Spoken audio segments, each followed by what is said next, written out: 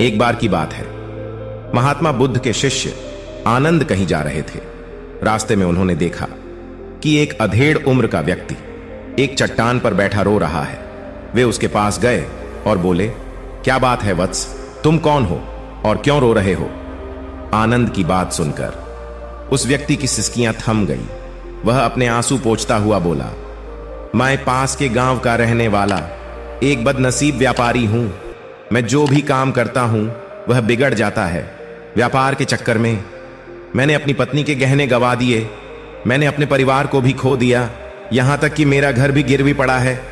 मुझे तो लगता है कि मैं किसी काम का नहीं हूं, मेरी किस्मत ही खराब है। उसकी बात सुनकर आनंद बोले, तुमको किसने कहा वत्स कि तुम्हारी किस्मत खराब है? जरा मैं भी तो जानूं कि तुम्हारी किस्मत में क्या खराबी है।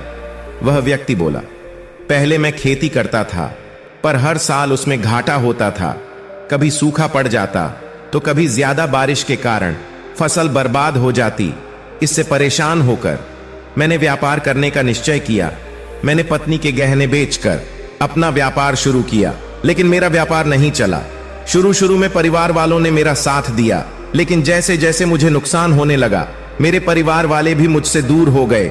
मैं यह सब उनके लिए ही कर रहा था, लेकिन अब वे लोग मुझे देखकर नजरें फेर लेते हैं और मुझे ही मेरे परिवार की दुर्दशा का जिम्मेदार ठहराते हैं।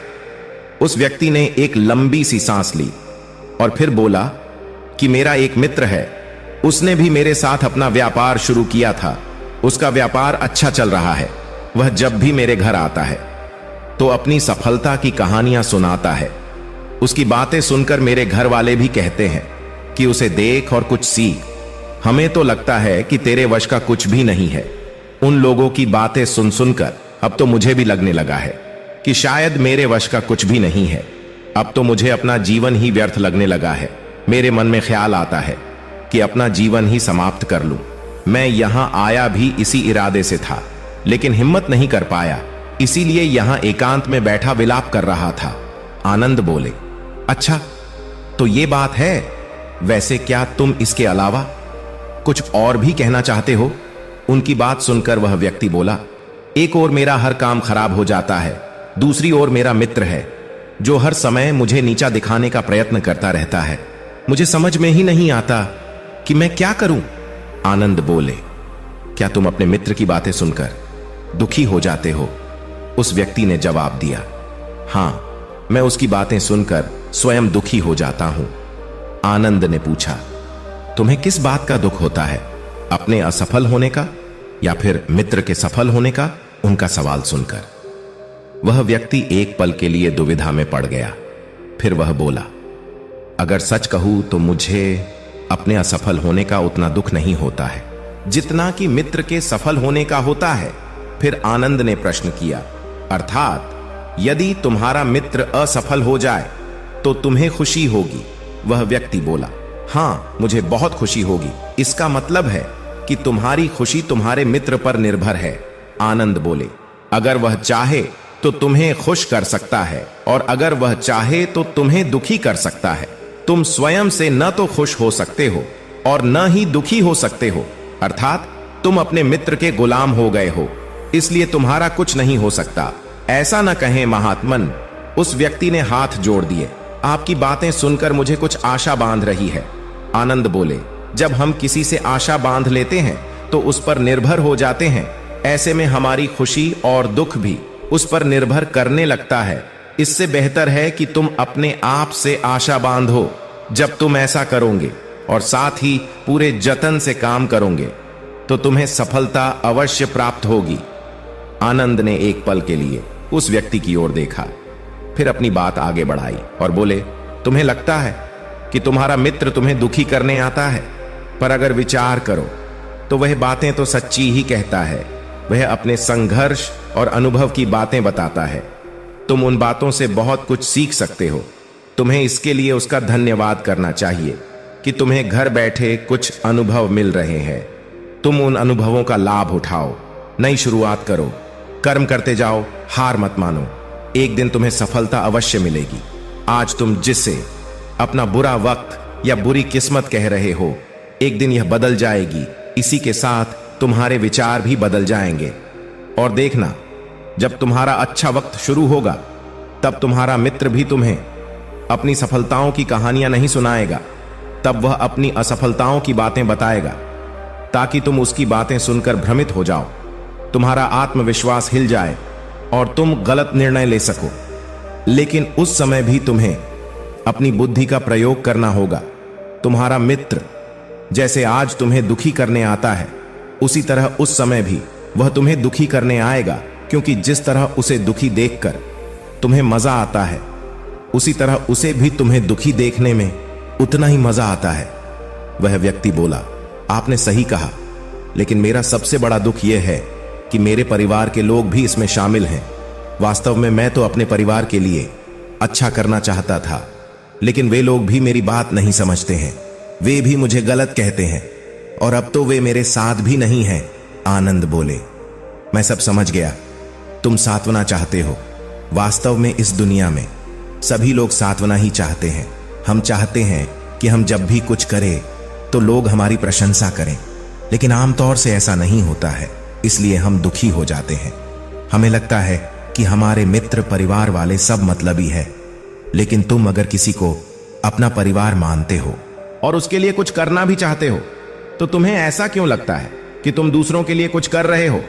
वास्तव में तुम अपनी खुशी के लिए कर रहे हो, इसलिए परिवार के लिए कुछ करना वास्तव में अपने लिए ही करना होता है।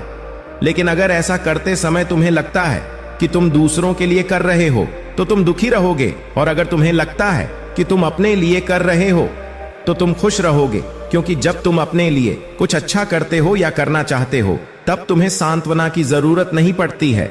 आनंद की बातें सुनकर उस व्यक्ति के चेहरे के भाव बदल गए। वह बोला, आप सही कह रहे हैं, मैं समझ गया हूं। अब तक मेरी किस्मत खराब इसलिए थी क्योंकि वह दूसरों के हाथ में थी। अब मैं अपनी किस्मत को अपने हाथ में रखूंगा।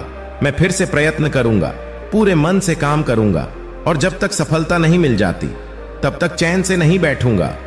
उस व्यक्ति की बात सुनकर आनंद मुस्कुराए और उसे एक छोटी सी डिबिया देते हुए बोले, इस डिबिया को हमेशा अपने पास रखना।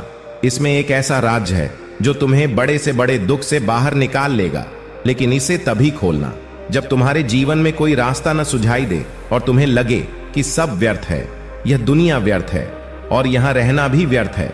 उस व्यक्ति ने आनंद को धन्यवाद दिया और डिबिया को लेकर चला गया। उसने नए उत्साह के साथ फिर से अपना व्यापार आरंभ किया। उसका व्यापार चल निकला। अपनी मेहनत और लगन के बल पर वह एक बड़ा व्यापारी बन गया। परिवार वाले भी उसके साथ आ गए और उसका जीवन हंसी खुशी बीतने लगा। अब वह भूतकाल का रोना छोड़ चुका था।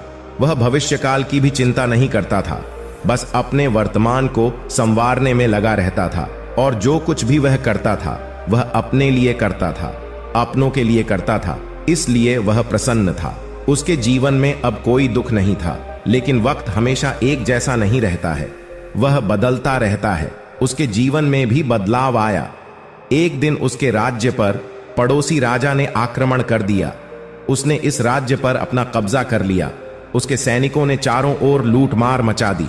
उन्होंने व्यापारी का सारा धन लूट लिया। उसके घर में आग लगा दी। जान बचाने के लिए उसे अपने परिवार के साथ वहां से भागना पड़ा।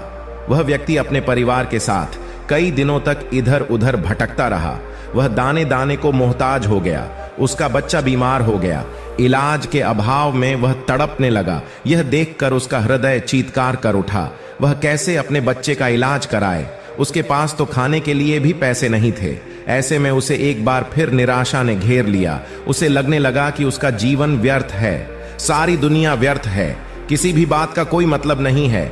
भले ही आप जीवन में कितना भी कुछ कर लो, कितनी भी सफलता हासिल कर लो, पर अंततः यह जीवन समाप्त ही होता है। तो फिर ऐसे में जीवित रहने का क्या फायदा और उसके लिए कुछ कर? इससे तो अच्छा है कि वह अपना जीवन समाप्त कर ले। लेकिन तभी उसके दिमाग में आनंद की दी हुई डिबिया याद आई। उसने उत्सुकता के साथ उसे खोला। डिबिया के भीतर एक पर्ची रखी हुई थी। पर्ची पर कुछ लिखा हुआ था। उसे पढ़कर उसकी आंखों के आगे निराशा का अंधेरा हट गया और वह हंस पड़ा। पर्ची पर लिखा हुआ था कि यह समय भी बीत जाएगा। उसने डिबिया को अपनी मुट्ठी में भींच लिया और एक नई शुरुआत के लिए उठ खड़ा हुआ। दोस्तों, अगर आप भी ऐसी ही परिस्थिति से गुजर रहे हैं तो निराश ना हो। अपने अतीत पर शोक मत करें, न ही भविष्य की चिंता करें, अपने वर्तमान को जिए और उसे बेहतर बनाने के लिए सच्चे मन से प्रयत्न करें। यकीन मानो, जल्द ही आपकी किस्मत भी बदलने वाली है। धन्यवाद।